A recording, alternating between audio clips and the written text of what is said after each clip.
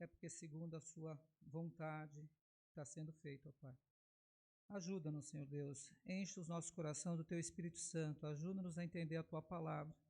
Mais do que tudo, Senhor Deus, ajuda-nos a praticá-la, colocá-la em prática, Senhor Deus. Obrigado pelos bons e os maus exemplos que temos na Bíblia, ó Pai. Ajuda-nos a seguir os bons exemplos e, através daqueles maus exemplos, não cometer os mesmos pecados, ó Pai.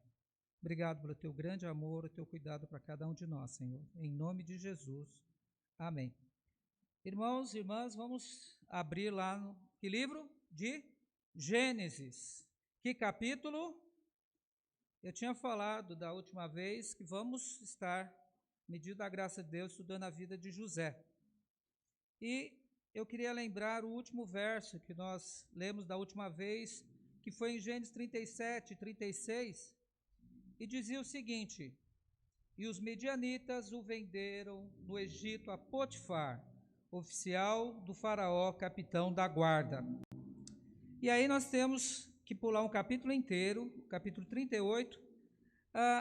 Eu gostaria de talvez ter um entendimento melhor, não sei, por que a gente tem que ver toda a história de Judá e Tamar antes de nós entrarmos novamente na história de José. Eu não sei uma explicação para isso, mas me veio um pensamento. Fato é que depois da choradeira que nós vimos no final do capítulo 37, quando os irmãos de José convenceram ao pai de que o filho querido José tinha morrido, e choraram durante muito tempo, etc. Quando vejo o capítulo 38, contando a história de Judá e Tamar, a impressão é a vida deles continuaram. José foi vendido, mas a vida deles continuaram. Judá continuou vivendo, cometendo seus pecados, e a vida continuou. Mas retomamos a história em Gênesis capítulo 31, verso 1, que diz o seguinte: levado, pois, José ao Egito, Potifar, oficial de Faraó, capitão da guarda, varão egípcio, comprou dos ismaelitas que o haviam levado até ali. Então, Potifar, oficial do Faraó. Então, nós estamos vendo um capitão da guarda egípcio, alguém de uma patente importante no reino lá do egípcio. Ele foi até os medianitas, os ismaelitas e venderam, ou ele comprou a José. Vamos só lembrar um pouquinho o capítulo 37 que nós vimos até agora. Olha a situação. José, um jovem de 17 anos, ele está longe de casa, ele está num outro país, com outro povo, num outro idioma, onde tem outras religiões e outra cultura. Um jovem de 17 anos nessa situação. Estão observando que eu estou de máscara? Não precisa da máscara? Obrigado. Mas eu tinha deixado ela por um motivo, lembrei. Irmãos, para pregar eu não preciso dela, mas estejam orando. Tem pessoas que já estão começando a morrer de novo com Covid, nova cepa, uma cidade importante na China, ela está praticamente fechada, está havendo problemas de abastecimento de determinados produtos que são fabricados lá. Então, uma grande região da China estão em quarentena absoluta por causa do Covid. No Brasil, 4 estados já estão dando sinais de desenvolvimento, retorno da cepa, da nova cepa do Covid. São Paulo, Rio de Janeiro, Amazonas e Rio Grande do Sul. E morreu uma pessoa de Covid recentemente, em Diadema, pelo que eu soube. Tá certo? Então, existe opiniões a favor ou não contra a máscara. Eu nunca deixei de usar, porque eu trabalho em escola e tenho uma mãe de mais de 70 anos. Tá certo? E convivo com jovens que sei lá onde eles passam o tempo todo. Ok? Então, recomendação, retome o uso da máscara, você que não está usando, ok? Nos hospitais e clínicas ainda é obrigatório, no transporte público e outros locais não são mais. Mas logo, logo, provavelmente vocês vão ouvir notícias de que vão ter que voltar a máscara, ok? Então, por isso que eu fiquei com a máscara, obrigado por me chamar a atenção, senão eu ia ficar sufocado aqui até o final da mensagem. Mas retomando a situação lá, nós vemos José, Então, temos alguns jovens aqui, em torno de 17 anos, 18. Temos alguns aqui na igreja. Tem o meu irmão, 17 anos, tá certo? Imagine a situação. Como é que você, se tivesse 17 anos, você, rapaz, moça, como é que você ia estar? Hoje em dia, com toda a tecnologia, com tudo que existe, o mundo ser tão pequeno, ir para um país estrangeiro é muito complicado, tá certo? Mesmo que a língua seja parecida. E as dificuldades são diversas. Aqui eu citei algumas. Língua diferente, comida diferente, tá certo?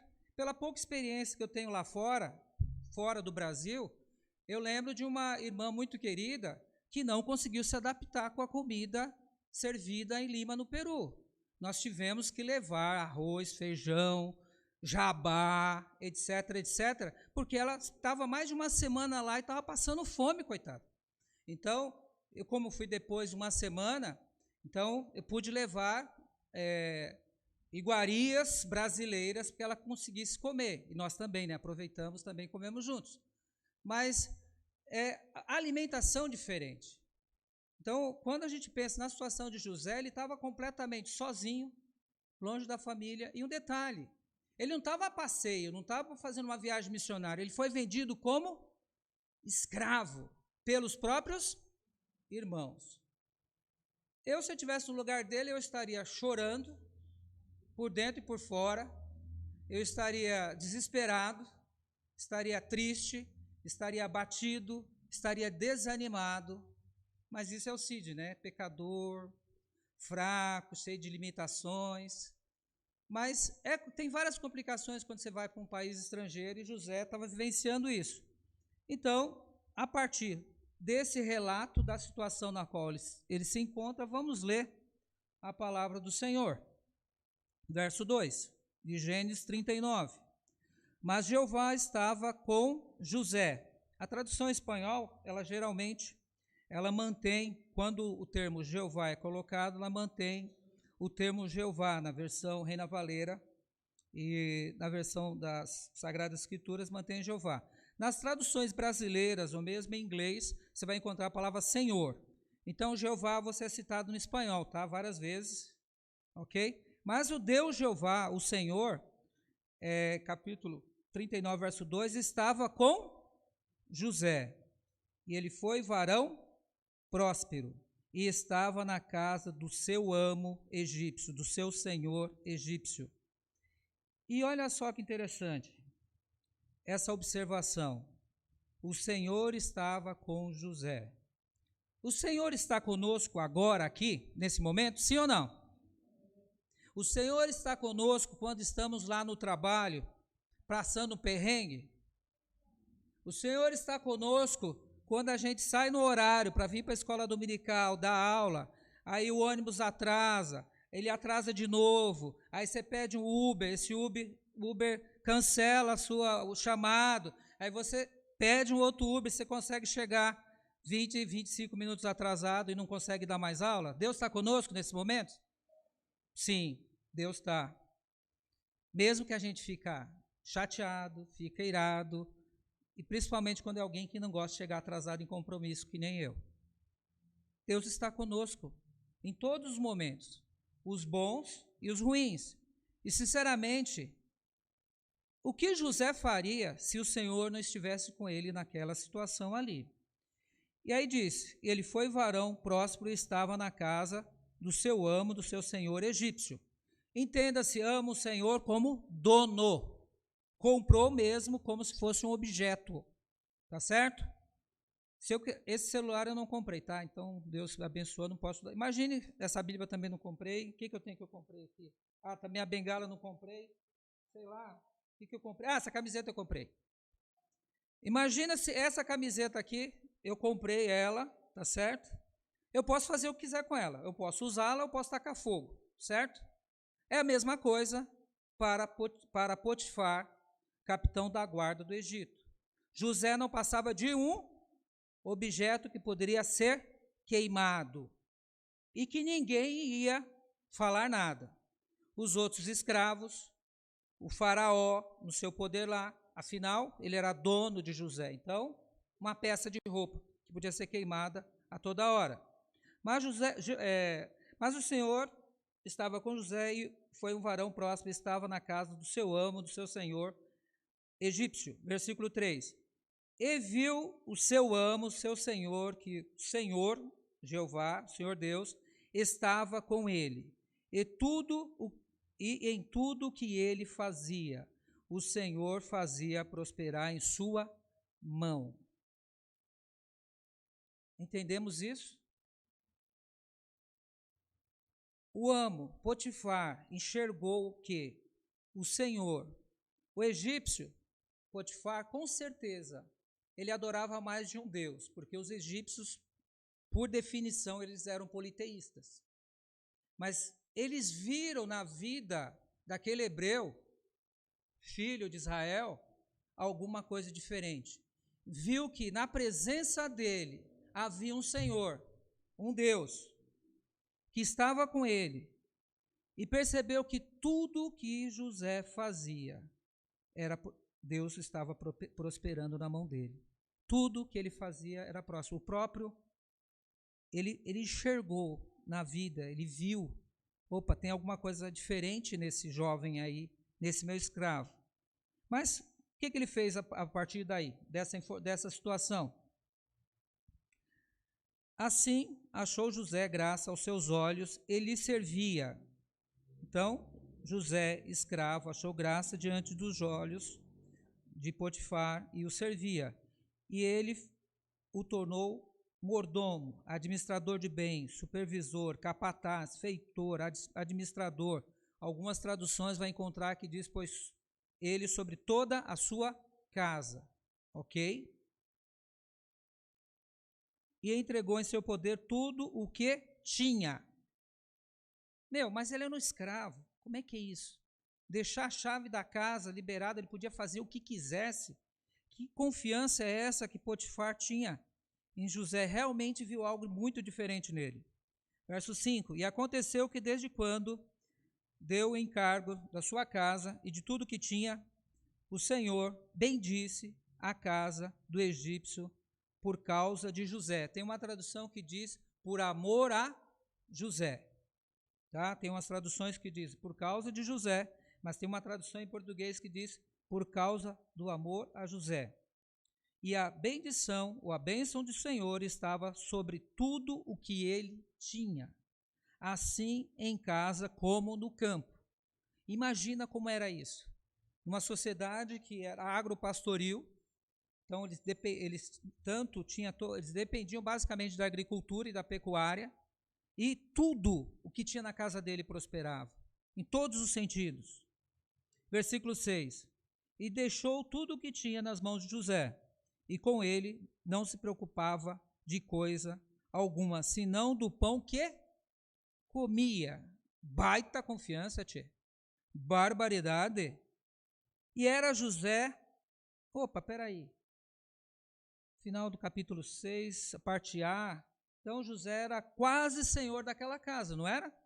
Se formos pensar, José estava numa posição de quase senhor daquela casa. Por quê? O Potifar, ele só se preocupava com o que comia. Ele via como o campo, como os animais, como as plantações iam crescendo, como a casa dele estava bonita, as coisas estavam prosperando, como a riqueza estava chegando lá, e ele só se preocupava. Se for pensar na prática, o que é? José era quase o senhor daquela casa, correto? Era o segundo, porque tudo o que acontecia, as ordens que era dado para os outros escravos, toda a ordem, tudo o que acontecia era José que mandava. Mas interessante que no final, a parte B do versículo 6, tem uma informação, eu não sei porquê, será que é relevante? Fala sobre a aparência de José. E era José formoso de semblante e belo de presença como o Sidney. Não é isso que está escrito aqui. E era José formoso de semblante e belo de aparência. Digamos assim, José era um tipo de um ator de Hollywood, sabe, meninas? Aquele ator famoso, aquele, sei lá, Brad Pitt, não sei se ainda ele é bonito, sabe, todo mundo está envelhando, ficando sujo. Imagina o seguinte, Por que essa informação é relevante? José era guapo, como diz os hispânicos. Ele era bonitão, o cara era um bonitão, aquele que as meninas, uhul, é esse mesmo. Senhor, ponha ele no meu caminho, Senhor. Bem, considerando que o Senhor estava com ele em tudo o que fazia, poxa, não é isso que as meninas têm que orar? Para um homem de Deus, e Senhor, se ele for bonito, melhor, tá certo? Então, José era o partidão aí que a mulherada gostaria. Mas o verso 7, vamos ver o que acontece em seguida. Aí nós vemos uma situação de assédio. Hoje em dia, vocês já ouviram a expressão assédio? É comum hoje? Processos e processos. O cara lá, o diretor-presidente da Caixa Econômica Federal, foi para a rua porque foi acusado de assédio. E assédio, ele tem diversos nuances, mas basicamente quando se fala em assédio, principalmente no caso lá da Caixa Econômica, ou em empresas, quando alguém de cargo superior assedia, provoca, buscando uma atenção especial, principalmente no sentido físico, sexual. Então, o assédio que se tem aí nas empresas, que por aí vai, foi o que aconteceu com José. Mas não foi para um chefe, foi pior. Versículo 7. Aconteceu depois disto que a mulher do seu senhor pôs os seus olhos em José. Uau, que gato! Potifar não está por aqui, ele trabalhando demais, serviço da guarda lá não está dando tempo, poxa, mal ele fica em casa, aí ele bate o olho naquele hebreuzinho bonitão. José devia ser, sei lá, qual o padrão hoje? José é o cara, e ela, ops, é esse mesmo. Afinal, ele é meu escravo, é bonitão, ele é meu escravo, ele tem que fazer o que eu quiser, não é isso?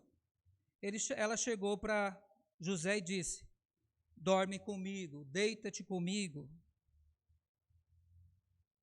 E ele não quis. Vamos pensar um pouquinho? Se a gente põe essa situação hoje, no século 21, ano de 2022, eu trabalho em escola onde os alunos vão do 6º ano até o 3º ano do ensino médio. Normalmente, no 3º ano do ensino médio, eles estão fazendo 17, alguns estão com 18 anos, tá certo? Era essa a idade que José estava.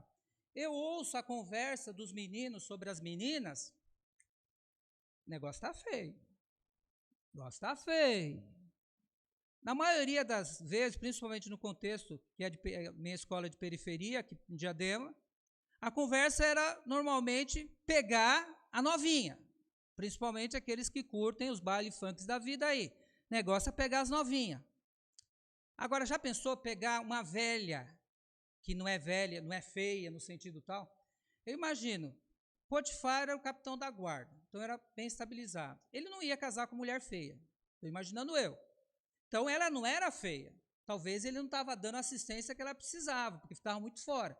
Mas, com certeza, ela, por ser quem é a esposa, ela devia ser uma mulher bonita. E um jovem, em torno de 18 anos, com os hormônios à flor da pele, sozinho, coitado, longe da família, talvez nunca ia ver mais o pai, mãe morta, o irmãozinho caçula, que ele gostava tanto, talvez nunca veja mais. Num outro país, numa outra cultura, outra religião, outro tudo. Quantos meses ele já ficou ali, talvez já estava com 18, 19 anos, cansado, nunca teve contato com mulher alguma, nunca teve oportunidade de namorar, e de repente aquele mulherão do patrão chega para ele e dorme comigo. No século 21, se ele não aceitasse, o que ele é, gente? Pode falar, garotada, diante do... Hã? Né? Não gosta de velho, tá? Numa sociedade que os garotão estão com umas mulheres de 60. Tem dois lados da história. Na escola, sim. Mas já começaram com as velhinhas, Não é mais velha. A molecada aí... Não tem quantos estão aí se envolvendo? 20, 25 anos com mulher de 50, 60, 70 anos. E não há? Achando a coisa mais normal do mundo. Dinheiro envolvido. Tá, pô. Pensa o seguinte, esposa do patrão, bonitona, sozinho, afetivamente abalado, triste por causa dos irmãos, etc. e tal. Se ele não aceitasse dormir com ela, no contexto do mundo, aí ele seria um gay, idiota, bobo, trouxa ou qualquer outro termo. Mas diante de Deus, sensato? Será que ele foi sensato? Vamos ver. Versículo 7. E disse, dorme comigo. Verso 8. Ele não quis. E disse à mulher do seu senhor, Potifar, é que aqui o meu senhor não se preocupa comigo de tudo o que há nessa casa. Ele me tem posto a mão sobre... Ele me deixou com a mão em tudo que ele tem. Verso 9. Não há outro maior do que eu nessa casa. Lembra que eu comentei? E nenhuma coisa ele me tem reservado, ou seja, não tem permitido acesso, a não ser a ti, porquanto tu eres sua mulher, esposa. Como, pois, faria eu esse tão grande mal? Opa! Primeiro ele falou, olha, eu sou o seu marido, me deixou chefe de tudo aqui, menos com a senhora. Como eu faria esse grande mal para com o meu senhor humano? Poxa, se fosse só aí já mereceria todo o nosso reconhecimento. Mas em seguida ele falou a coisa mais séria e importante. E pecaria contra Deus? Gente, 17 anos ele tinha quando ganhou aquela roupa. 17 anos, poucas semanas, dias depois, ele foi vendido para o Egito. Não se sabe do tempo, que fala que as coisas prosperavam. Se prosperavam no campo, a gente pode pensar, para prosperar no campo tem tempo, certo? De plantio, de colheita, de produção de animais. Então, ele já não estava com 17 anos aqui. Depois de prosperar, estava prosperando tudo, talvez ele estivesse com 19, 20 anos, já tinha passado alguns anos. E ele disse, eu não pecaria contra o meu Deus. Quem era o Deus dele? Deus de Abraão, de Isaque, de Jacó, seu pai Israel. Israel pisou na bola, Jacó fez muita coisa errada. Mas, pelo que a gente vê aqui, ele passou para os filhos, pelo menos José, que o Deus deles, que a promessa feita a eles, ele temia esse Deus. Ele não adotou nenhum Deus egípcio e podia escolher. Com certeza, na própria casa de Potifar, devia ter diversas imagens dos deuses mais diferentes possíveis. Mas, no entanto, o coração dele estava, olha, eu não posso fazer esse mal contra o meu senhor, contra o meu patrão, contra o meu dono. E não pecaria eu contra o meu Deus? E aí, o que aconteceu? Aí nós vemos uma situação complicar-se. Verso 10. Falando ela com José a cada dia, não foi uma vez só, mas ele já deixou claro da primeira vez que ele não poderia pecar contra Deus e muito menos fazer esse grande mal para o patrão dele, para o dono dele. Então, falando ela com José a cada dia e não escutando-a, ele para se deitar ao lado dela, para estar com ela, verso 11, aconteceu que entrou ele um dia na casa para fazer o seu serviço e não havia ninguém dos da casa ali. Um alerta aí para a gente, pessoal. Principalmente os homens de plantão aqui, os jovens aí. Se a gente sabe que em determinado lugar, ou determinada situação, ou em determinado programa de TV, ou determinada série da Netflix, ou seja, o que o raio que o parta, a gente sabe, a gente já percebeu que aquilo ali vai desagradar Deus, que vai me levar a pecar, o que a gente faz? Vamos tomar cuidado, né? José vacilou aqui um pouquinho? Mas como ia passar na cabeça dele o que iria acontecer em seguida? Mais um alerta, a gente tem que tomar cuidado para não encontrar-se numa situação que você está sozinho com o pecado, de forma que o pecado vai te atacar e você vai ter dificuldade em resistir. Bem, vamos ver o que aconteceu com José, verso 12. E ela agarrou a sua roupa, dizendo: dorme comigo. Então ele deixou a sua roupa nas mãos dela e fugiu e saiu. Então aquele roupão, né? Roupa tradicional, tem aquele roupa por baixo, é que literalmente, para nós seria um tipo de um roupão, né? Quando a gente faz peça na igreja, coitado, eram os representar o povo oriental lá, a gente pegava os roupão branco, né? E aí punham uns cintos diferentes, então literalmente um roupão. Aquela roupa que cobria a ele, ela pegou. E aí começou um processo de mentiras. Aliás, ela começou a pensar, bem, e ela pegou a roupa dele e disse: dorme comigo então, verso 12. Ele deixou a sua roupa na mão e fugiu.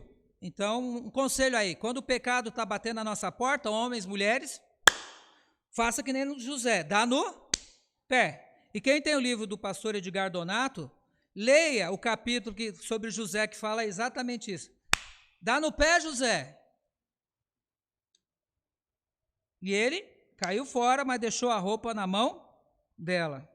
E aí, o que aconteceu em seguida? Verso 13. Aí começa um processo de mentiras e consequências.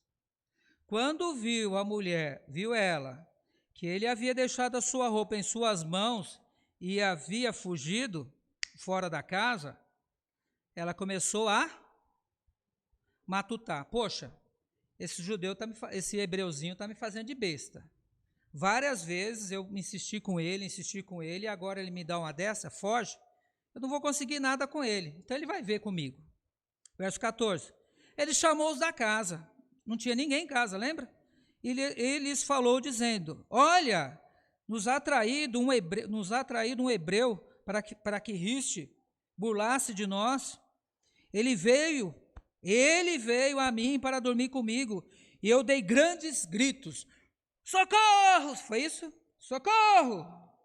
Verso 15, não foi, né, Rutinha? E vendo eu que levantava a sua voz e gritava, dizendo ela, mentindo, deixou a sua roupa comigo e fugiu e saiu.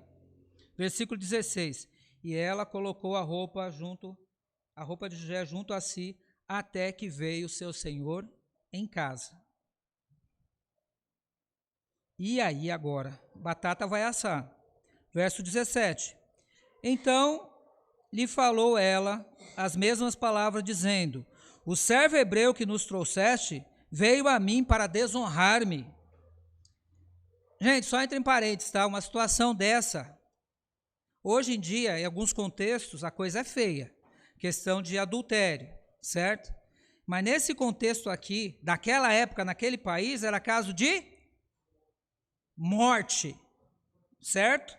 Só para deixar a situação na qual José tinha se metido. O seu servo hebreu que nos trouxesse veio a mim para desonrar-me, verso 18. E quando eu levantei a minha voz e gritei, ele deixou a sua roupa junto a mim e fugiu. Verso 19. E aconteceu que quando ouviu o amo de José, o dono de José, as palavras da sua mulher, que lhe falava, dizendo: assim me trata teu servo. Ele ficou feliz? Contente? Lembro de Provérbios, quando a prostituta, a rameira, diz: olha, vem deitar na minha cama, meu marido foi viajar, ele foi com muito dinheiro, vai demorar muitos dias, venha lá, vamos fazer amores, olha, já cobri minha cama disso, daquilo, de perfumes e tal, venha comigo. E aí o texto fala: mal sabe ele, que quando vier o marido daquela mulher e pegar ele naquela situação, não haverá dinheiro no mundo que não faça tirar a vida desse sujeito. A situação aqui é semelhante. Potifar ficou feliz? Ficou doido da vida.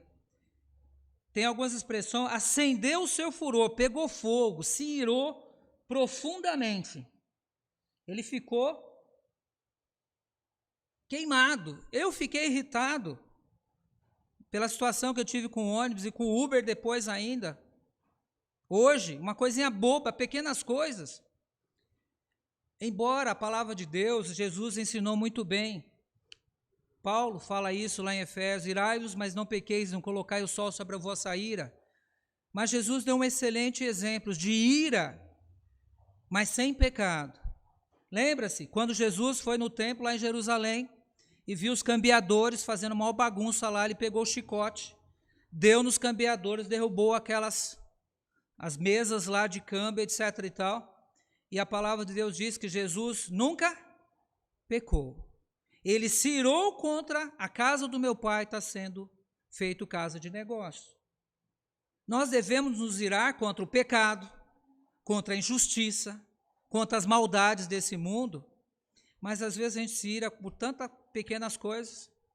As mulheres, alguma de vocês, claro, não aconteceu, mas eu devo falar, eu acho um absurdo, irmãs, mas nunca aconteceu com vocês, de mulheres ficarem com raiva porque comprou uma meia, aquelas meias calças, linda, maravilhosa, que ia usar e de repente quando pôs se vê um risco assim enorme.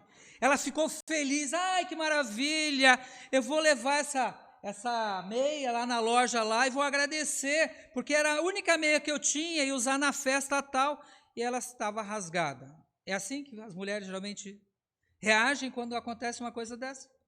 Elas se iram. Mas vamos pensar, vamos aqui entre nós, Potifar tinha razão de acender a ira no coração dele? A mulher disse que o escravo, peça de roupa, pedaço de pano, algo que posso fazer o que quiser com ele, quis deitar com a minha esposa, sendo que o cara tinha tudo a liberdade na minha casa, eu mato esse sujeito. Mas foi isso que Potifar fez? Eu me questionei, estava perguntando até para a Eliana, esse Potifar, se fosse eu, tinha matado esse hebreuzinho. Agora vamos ser bem, vamos ver o que aconteceu e vamos meditar um pouquinho aí. A gente viu essa situação aí, toda essa mentira feita, pensada Olha, vocês têm dúvida que a mulher de Potifar, e uma coisa interessante que eu observei, fora esses versículos aqui, até o final, até onde cita Potifar aqui, nunca mais, em Gênesis, é citado nem a mulher, nem Potifar. E vocês têm alguma dúvida que a mulher, sabendo quais eram os costumes da época, o que tinha acontecido, acusado ele do que fez, ela não tinha certeza que ele ia morrer? Sim ou não? Ela fez tudo premeditado. Mas, lembra o que disse a partir do verso 2, o que Deus estava fazendo com José? Mas o Senhor estava com José, e foi varão próspero, estava na casa do seu amo egípcio. E viu o amo que o Senhor estava com ele, e tudo que havia ali, o Senhor fazia prosperar em sua mão. Potifar era bobo? Aqui não tem registro, mas será que ela já não tentou isso outras vezes? Se fosse no século 21, com certeza, né? Quer pular na cerca uma vez, já tentou outras, tá certo? Escabrita aí. Sendo, o pensamento que me veio o Senhor estava cuidando de José. O Senhor mostrou para Potifar, ele se irou, certo? Mas ele pecou? Potifar, pensando nisso, ele tinha direito de se irar ali, dentro da mentira que foi colocada? Sim, mas ele não pecou. Ele fez a consequência, entre aspas, ele podia ter mandado matar, mas fez o quê? Mandou ele vamos ver o que diz aqui, versículo 20. E tomou o seu amo a José e o pôs num cárcere, na prisão, onde estavam os presos do rei. Não foi qualquer cadeia, não. Certo? Não foi? Como é que é aquele presídio que foi queimado lá, aqui em São Paulo? Carandiru? Não foi o Carandiru, não. Ele põe aonde? No cárcere, onde os presos do rei esteve ali no cárcere. Não foi para qualquer cadeia. Em algum momento, no coração de Potifar, aqui não está marcado, mas se a gente olhar o que disse antes, o quanto Deus mostrou, viu aquele Potifar, que Deus estava com José, e pelas atitudes que ele tinha ali, com certeza, várias estações ele já estava ali. Nunca aconteceu nada disso, ele era respeitoso, ele era respeitado por todos os outros escravos. Por que de repente iria fazer um negócio desse? Sabendo a posição dele. Ele ficou irado pela acusação, mas ele ponderou e colocou ele numa cadeia, mas não foi qualquer cadeia, foi uma cadeia onde ficam os presos do rei, e ele esteve ali no cárcere. Como eu não assisti a minha aula, dei a minha aula, eu cheguei atrasado e peguei parte da aula do irmão José Manuel aqui. Ele estava falando dos atributos de Deus com relação à verdade. Ele tinha citado anteriormente que quem é o pai da mentira? Diabo. Se o diabo é o pai da mentira, a mulher de Potifar era uma das suas filhas, não é? Tá certo? Se o diabo é pai da mentira, a mulher de Potifar era uma das suas filhas. Porque mentiu e queria que a cabeça de José, ok? Nós vivemos pela verdade. Outro dia, eu perguntei no culto, a gente estava falando sobre a questão de honestidade. O crente deve ser honesto? Sim ou não? Não, ele não deve ser honesto. Ele é honesto, por definição, ele tem que ser honesto. Não é a possibilidade dele querer ou não ser honesto. Ou nós somos honestos ou não somos. Ou somos se vamos pensar que o diabo é o pai da mentira, quem é o pai da verdade? Deus, certo? Somos filhos de Deus, então devemos ser honestos? Podemos pecar e mentir? Sim. O que nós devemos fazer? Pedir perdão. Mas nós devemos buscar na nossa forma de viver de tal forma que Deus possa colocar no coração de um homem que acabou de ouvir da esposa que o escravo tentou abusar dela e ele não matou o sujeito. Porque ele viu Deus na vida daquele rapaz. E lá, aqui não está escrito, mas no coração dele sabia que José não era responsável. Detalhe, se José tivesse morrido, né, nesse ponto aqui, Gênesis 39, versículo 19, versículo 20, quando o amo tomou. O resto da Bíblia, o primeiro livro da Bíblia, o que a gente faria com esse resto aqui? Se José tivesse morrido aqui, alguém fuma aí, por favor, me empresta um acendedor? Não sei se alguém tem problema com cigarro aqui, mas, gente, a nossa história, nós não estaríamos reunidos aqui no domingo à noite. Nós não estaríamos reunidos aqui domingo à noite. Todo o resto disso aqui ia ser queimado. Acabou. A promessa feita a Abraão, que todas as famílias da terra seriam bem-aventuradas, Abraão, Isaac, Jacó, Israel. Nós vamos ver mais para frente porque José foi enviado para o Egito. Conhecemos a história? Até aqui não. José tinha ideia do que ele iria fazer? Tinha ideia do que iria acontecer? Quanta raiva talvez José tivesse no coração pelos irmãos. Mas Deus esteve com ele. Deus estava com ele. E uma pergunta que eu faço a mim mesmo: Deus está comigo? Em tudo aquilo que eu faço? Deus está contigo em tudo que você faz. Você procura se afastar do pecado, como foi falado também na escola dominical sobre a característica característica, um dos atributos de Deus é o amor, mas a santidade é o que mais define Deus. Como está em Isaías lá, com serafins cantando, santo, santo, santo. Em Apocalipse a gente vê a mesma referência, santo, santo, santo. Deus é santo, nós somos pecadores. Não se trata de ser crente, não se trata de ser religioso, evangélico. Toninho, domingo passado, foi domingo passado? Foi? Quem estava aí? Foi domingo passado? Toninho falou, bem, se no Brasil houve um inchaço de evangélicos, os números aí chegam a 100 milhões de evangélicos no Brasil. Se fôssemos 100 milhões de evangélicos nesse país, o Brasil ia estar nessa situação? Estou falando de cristãos convertidos, tá certo? Que buscam a vida de santidade, como José, que se preocupa em não ofender, fazer o mal ao próximo, querendo adulterar com a mulher do próximo.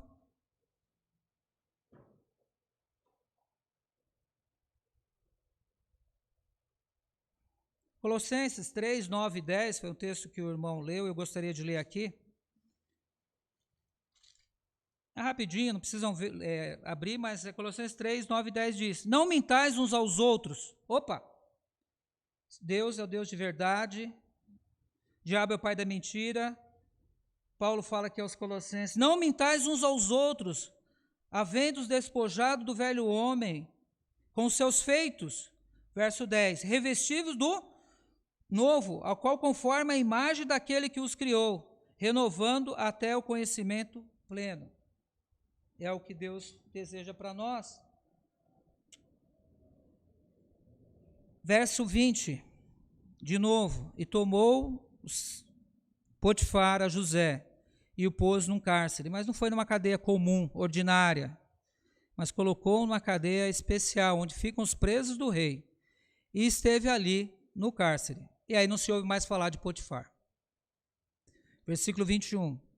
Mas Deus, o Senhor Jeová, estava com José, e lhe estendeu a sua misericórdia, e lhe deu graça aos olhos do carcereiro, do chefe do cárcere, do manda-chuva ali da prisão, dependendo da tradução, tem até a expressão príncipe do cárcere. E olha só o que dizia o verso 1, mas o Senhor estava com José e foi varão próspero, estava na casa do seu amo egípcio. Verso 3, semelhante, mas o Senhor estava com José e foi varão próspero. Verso 21, mas o Senhor Jeová estava com José e lhe estendeu a sua misericórdia e lhe deu graça diante dos olhos do carcereiro, do chefe da cadeia ali, mas não de qualquer cadeia, de onde ficavam os presos do rei. Isso é importante? Muito. Principalmente se continuarmos lendo a história de José. Verso 22. E o chefe do cárcere entregou na mão de José o cuidado de todos os presos que haviam naquela prisão. Tudo que se fazia ali, ele o fazia. Verso 23. Não necessitava atender o chefe do cárcere coisa alguma das que estavam ao cuidado de José. Já ouviram essa história antes? Potifar se preocupou com alguma coisa? O carcereiro aqui também não. Não necessitava atender ao chefe coisa alguma das que estavam ao cuidado de José, porque o Senhor estava com José e naquilo que ele fazia, o Senhor o fazia prosperar.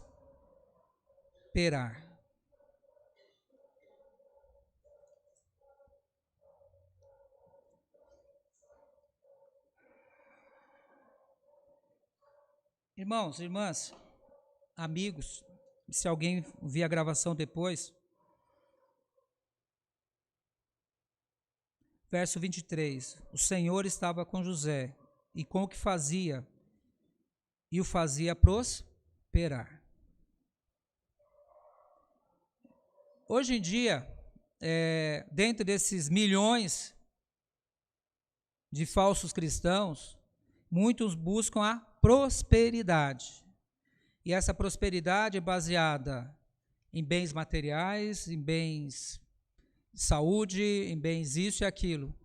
Mas eu não ouço, quando ouço falar dessa prosperidade, se essa prosperidade é acompanhada da santidade. Por que José foi próspero antes e foi depois e será muito mais ainda no futuro, quando a gente estudar melhor a história de José? Porque ele buscava ter uma vida santa, não se contaminou com os deuses daquele país estrangeiro, ele estava seguindo o seu verdadeiro Deus e lhe amava ao próximo, ao ponto de não pecar contra o próximo, como o caso do lar. Nós vimos que que José é o mordomo de Deus, mas qual Deus? O Deus verdadeiro, o Deus soberano, o Deus verdadeiro e soberano. Nós vimos a proteção, o cuidado e o amor de Deus na vida de José. Podemos ter essa mesma proteção, cuidado e amor nas nossas vidas, sim ou não? Sim. Mas estamos dispostos a pagar o preço?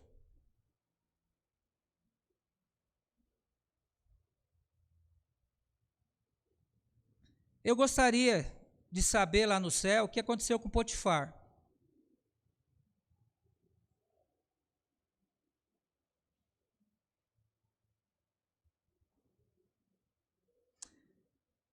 Olha,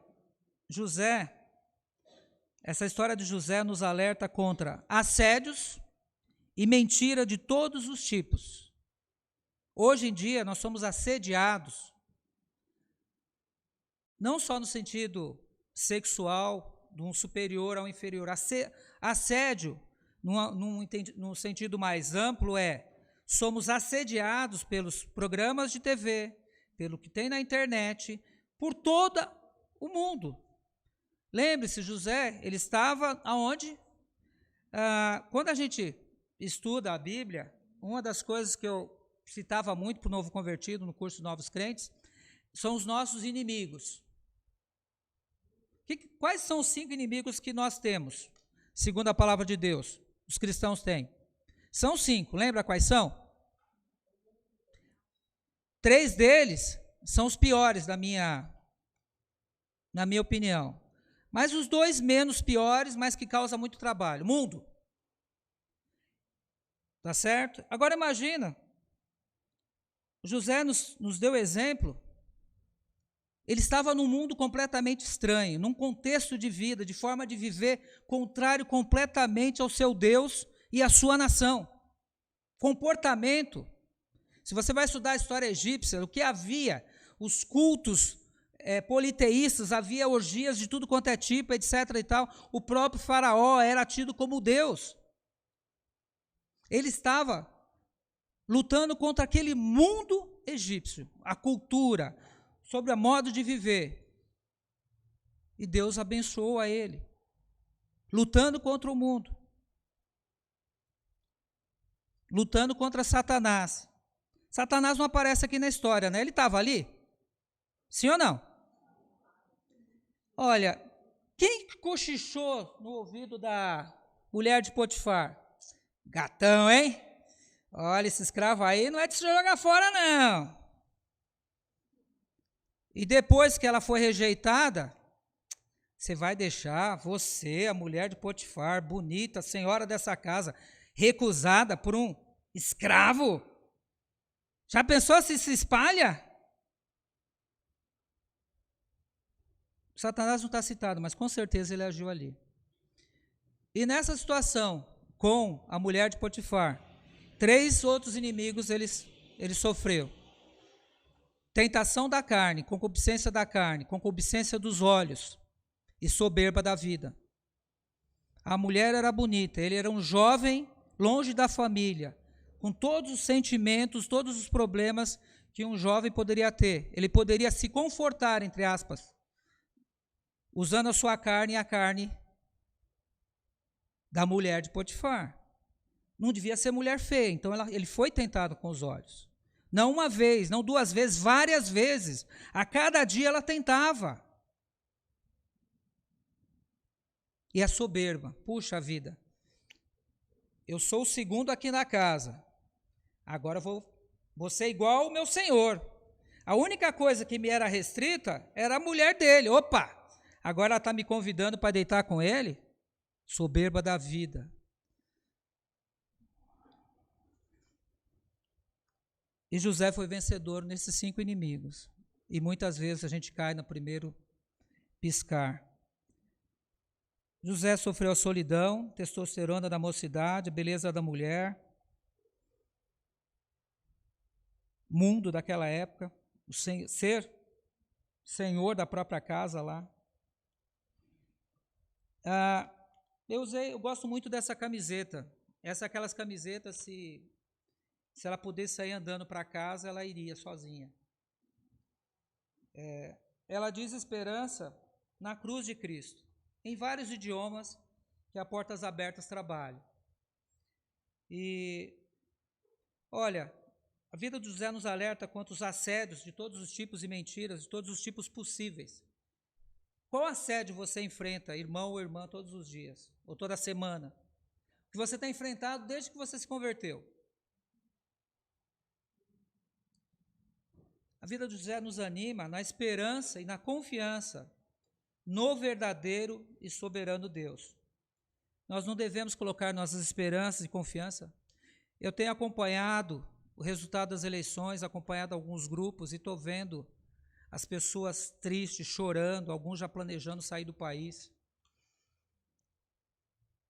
A nossa esperança, a nossa confiança não pode ser em políticos ou em políticas de qualquer tipo que seja. Não pode ser baseada na pessoa humana ou qualquer coisa celestial. Como Paulo disse, olha, se um anjo vier e pregar outro evangelho, considere anátema, maldito. O evangelho, como o irmão Júnior lembrou recentemente, na quarta-feira, o evangelho, as boas novas de Cristo, é muito maior do que tudo isso. Não devemos colocar nossa esperança em políticas, políticos, ou em qualquer pessoa humana ou celestial. Não coloque seu coração no pastor tal ou líder tal, que ele vai falhar com você. Eu me recordo, principalmente novo convertido, ele tem aqueles ídolos, entre aspas. Poxa vida, vamos tirar o ídolo de fora? Vamos colocar aquilo que Paulo diz, sede meus imitadores enquanto eu sou de Cristo. Então, Paulo não quis se tornar um modelo, mas enquanto eu sou de Cristo. Então, se eu olho na vida da Edna, veja algo que é semelhante a Cristo, porque o Evangelho agiu na vida dela através do Espírito Santo, vou imitar. Tá certo? Quando eu era novo convertido, se o pastor João Walter, se o irmão José Manuel, ou se o irmão Edgar tivesse pecado publicamente, isso ia ia me abalar profundamente. Pastor João Walter foi com quem aceitei a Cristo e ouvi os primeiros ensinos da palavra de Deus. José Manuel foi um dos primeiros discipuladores e o irmão pastor hoje Edgar Donato. Hoje eu sei que eu não devo me firmar em homens algum. Lembrando as palavras de Paulo, 1 Coríntios 13. Aquele que estiver em pé, cuidado, para que não caia. Ele também nos dá o consolo e o conforto que, não importa qual provação, tentação que vamos sofrer, Deus nos dá o escape para possar suportar. Deus deu escape para José, sim ou não? Sim ou não? Sim, a tentação dele era enorme, gente. Talvez eu tivesse caído, mas José não caiu. Era enorme.